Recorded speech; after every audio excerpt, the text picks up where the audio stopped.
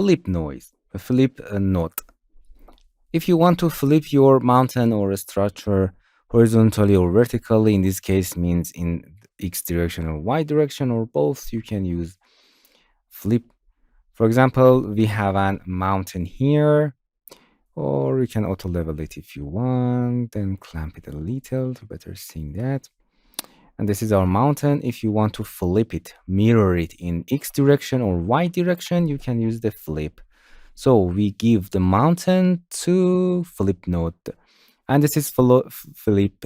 You can flip it horizontally, you can flip it vertically, or you can flip it in both direction. Horizontal and vertically here means flip in an X and flip in a Y axis or both. It's very simple. Hello my friends, to continue these tutorials on YouTube, subscribe us, like us, and hit the bell icon. And now you will be alerted about all of the amazing videos that we release.